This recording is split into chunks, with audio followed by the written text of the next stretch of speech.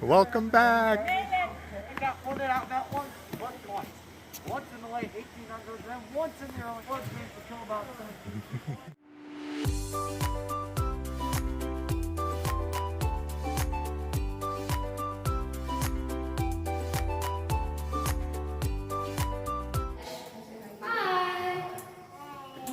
The good thing about little kids, they won't bump their head. Girl came to the cave at 8 and left that night every day. But one day he never released. It's emotional. But then, Oh my god. Oh my god. Scary. That's scary. don't ask me, I think. In a quarter mile, your destination will be on the left. It's nice down there.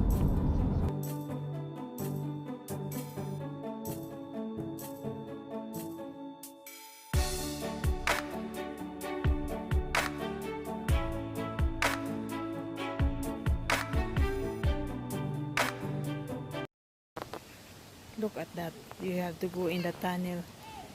Oh my. Since throughout the tour, just feel free to fire away at any time.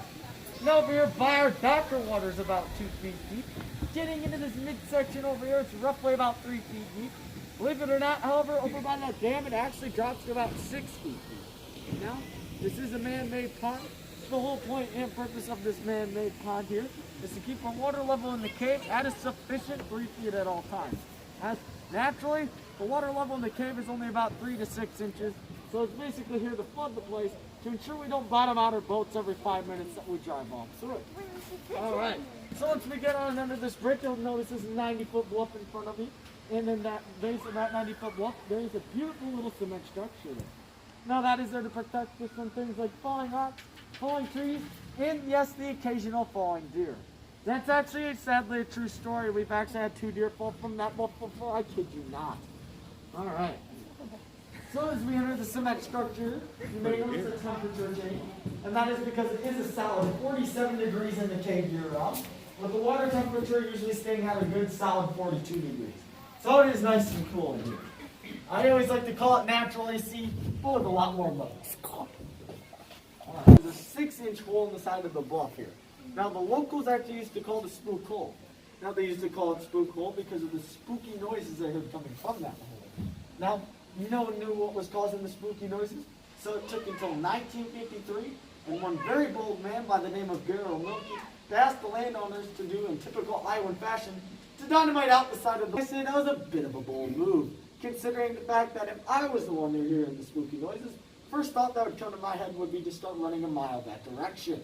But hey, as bold as Milky was, he dynamited it about 160 feet back here to discover the cave. Where in the cave he discovered that it was actually just the water dripping off of the rocks inside that gave it a spooky noise to the outside. Because sound waves amplified through small holes, it actually just gave it a spooky yet eerie noise to the outside. So they basically just translated the name over from Spook Hole to Spook Cave, and that's why we're named Spook Cave today. Alright, so back to Milky anyway. He basically explored the cave on his own time for the next 2 years and bought rights to the land. So by Labor Day of 1955, we need to open it up for cave tours to the public, which makes this Labor Day, just a few weeks ago, our 65th anniversary. So we've been doing this for over 65 years officially. So we do have quite the history here. Now, as you can see, it does get quite low through here. I assure you it's not this low the entirety of the tour. It will get a little bit better the further back we go.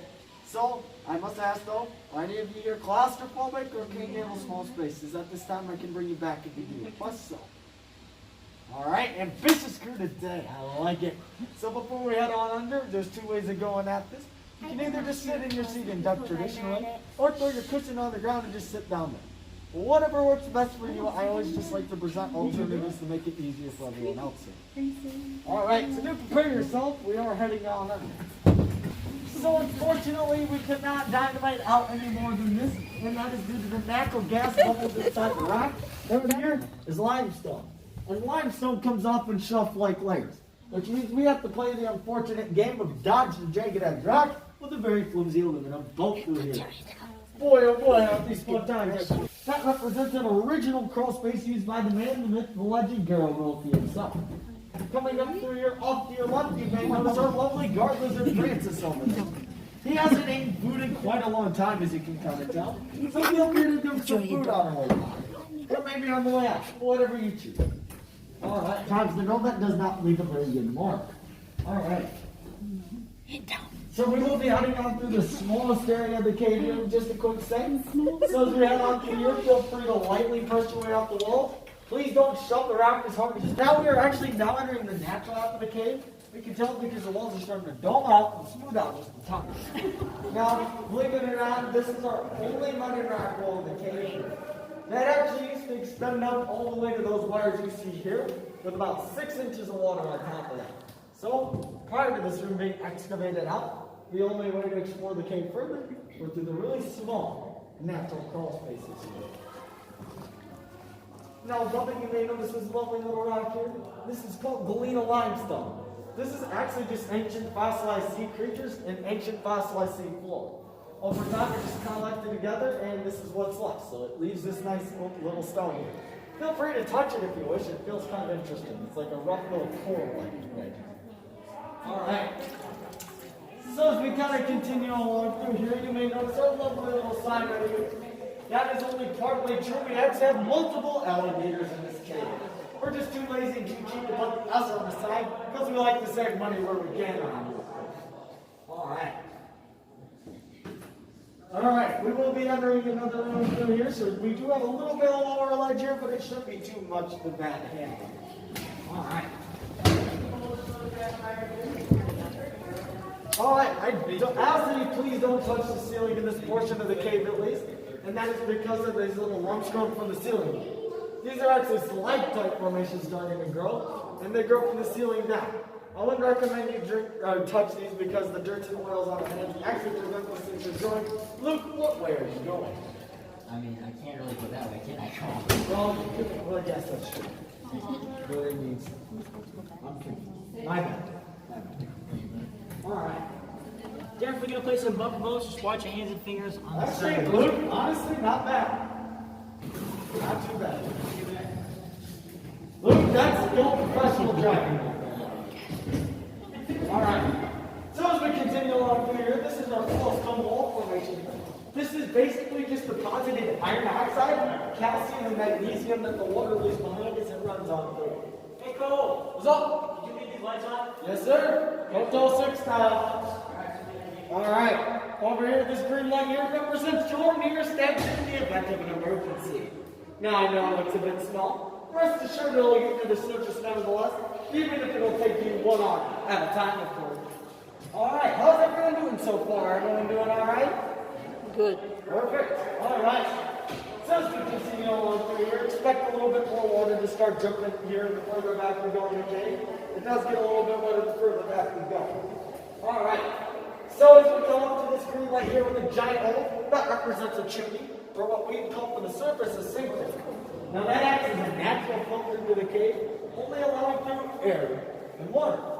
However, there was one time a snake managed to make its way on through, and it landed into her guy's boat of all things. So let's hope that doesn't happen to us today, or I'll guarantee you one thing. We will be flipping this boat right over. Alright, so we are coming up to a lovely little Spook Cave wishing well over here. Now, Spook Cave wishing well, all the funds and proceeds here do go to separate camps around the state of Iowa. So it does go to whoever it goes. It is made entirely of that stalactite formation. Feel free to make a wish here as we roll on by. Not to worry, if we don't have any change, we do have to leave things like dollar bills, credit cards, debit cards, house keys, and car keys as well. All right. You can go in here. And you saw something in here. Alright. So as we round the corner here, if you look up past that red light there, that represents our second biggest chimney in the cave. The first biggest one's too far back for boats, but it gives you an idea how big it is. Now, unfortunately, we did have one accident occur at Spook Cave. Years ago, we used to have an old maintenance guy by the name of Joe. Now, Joe came to the cave at 8 and left at 9 every day. But one day, he never returned. Only for us to come back and find us hooked over boat by the wishing well. So naturally, we got worried. We came back to investigate, only to find some scratch marks on the wall. Some handprints. it's a most scratch. But Oh my god. Oh my god. Scary. That's scary. no, if you ask me, I think old fashioned uses your sticks. That's just my opinion. I just like to raise my voice and hit the button to see how many people I can catch up with. Alright. So as we kind of continue along here, you may notice this weird little fault in the rock right here. That is a great example of a lifeline. Now, for anything like me, you're probably thinking to yourself, what the heck is a lifeline? And that is a wonderful question. Now, a lifeline is essentially a start to a cave. It forms when the Earth's pressure gets to be too much on that rock, so it'll actually force it apart. Over time, the water and that carbonic acid eroded away, which creates a cave. Determining using the lifeline, we discovered that our cave here is about 750,000 years old, which is actually quite surprisingly young for a cave.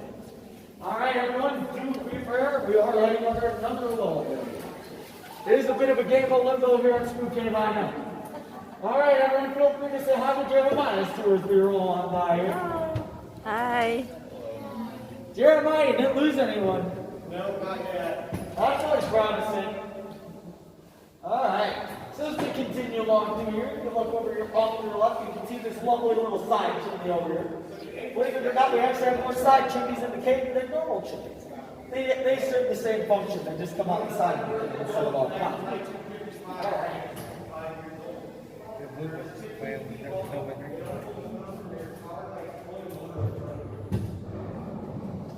Alright, so we are coming up to some of our bigger stalactites in this portion of the cave. Now, the stalactites go from the ceiling down, 30 inch, they go take roughly about 100 years. Now we know these ones here are still growing due to the shiny white appearance on the bottoms of them here and the water dripping off the floor, which actually tells us that the calcite, which is also the shiny white stuff you find on the bottom of them here, is actually continuously growing on them. Now you may notice these weird looking ones on the back right here. These are known as our hippie and hairy stalactites respectively. Now, trust me. Yeah. Yeah, exactly. You get the brag rights on it. That's for the rest of us. We're here trying not to hit our head on the rock. I'm not.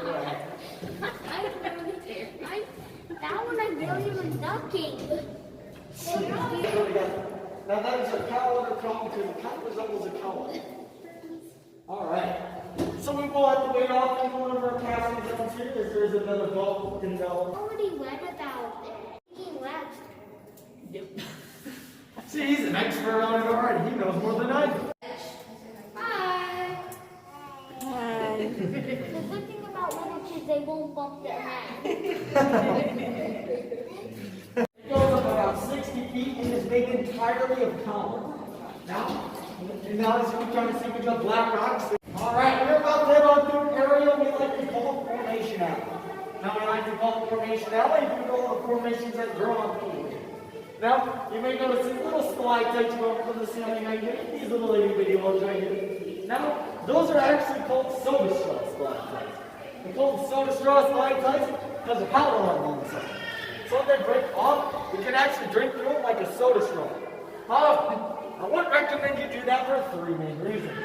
Reason 1 being there's carbonic acid that can rot your teeth out. Elephant trunk stalactite. That actually formed because someone hit the back of their head on that, breaking it off, giving them a concussion, and now it looks like an elephant trunk.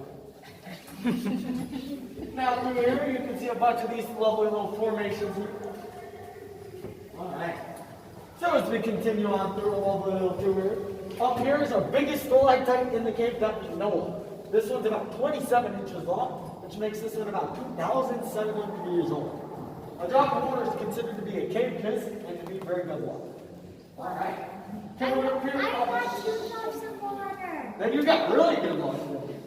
Coming up here, off to your right, The water you see here is our clear. land-shaped formation here. That actually is a very unique formation. So that clear. one formed in a very unique way. In comparison to most stalactites that form from the minerals that the water deposits drips from the ceiling. That one formed because there was a mudslide in the rock, and over time, the calcite grew around it and the mud got compressed down. So essentially what you're seeing is actually just to preserve mudslides. So it is kind of interesting. Alright. So you may see this lovely little painting behind me here. That is called the Rock of Ages. It was painted by our founder, Gerald Wilkie's good friend, Miss London. Now this is unfortunately the second painting, as the original one was ruined by the moisture of the cave. due to it being painted on a canvas background, just drills holes in the rock here for the purposes of putting dynamite in the blasting out. Now, as you can kind of tell behind you, that hole is blasted out by dynamite for the purposes of basically turning your boat. So as we kind of jump along through here, looks like someone's entering the big room, so we will have to wait at yet another one. Welcome back. Welcome back. That waterfall is named Beautiful. That's actually named for an old railroad town that used to exist about half a mile up above that place. Now that got pointed out that once, but twice. Once in the late 1800s and once in the early 1900s. Collectively, the floods managed to kill about 17 people. After that, they just kind of gave up on building the town there, and now the waterfall's named in honor of the town that never is. Alright. So as we do get docked up here, I'll dismiss y'all by road. That is mainly for the purposes of I don't want any of you to have to go fishing in here, and it's not very fun going for a swim. Alright. He's cute. The girls made it. Woo-hoo. They can't swim.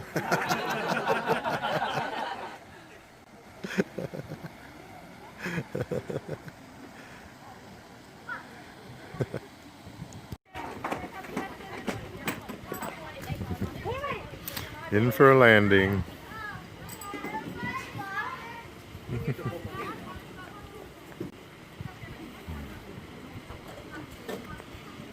Shout out to Luke from the Dr. Boat. Alright, back up. Put up with my crazy guy to the multo, okay?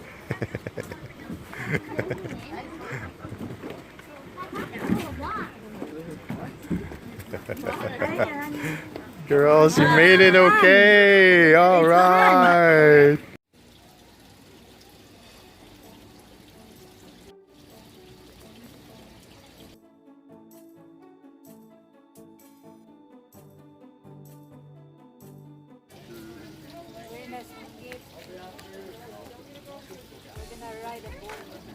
Yeah. 50 pounds. Together? Oh no, 50 pounds each at least, so 100 pounds. Yes.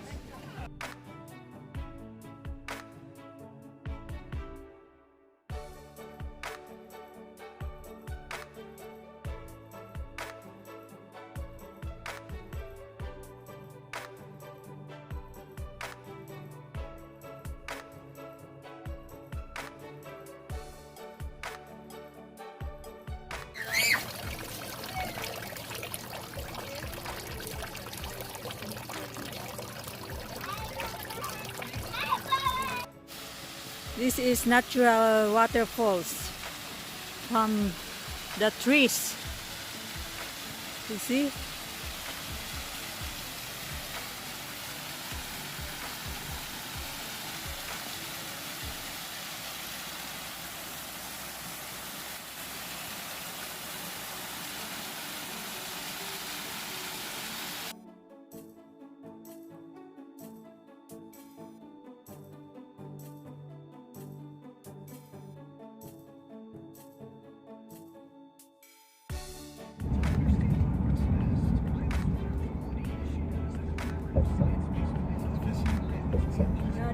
Look at this mountain, full of colors. I've seen 3 of them. They go all along here. See, this is the Wisconsin side. It's like this all the way. We stayed up in here in a motel, like right along one of these. The window is already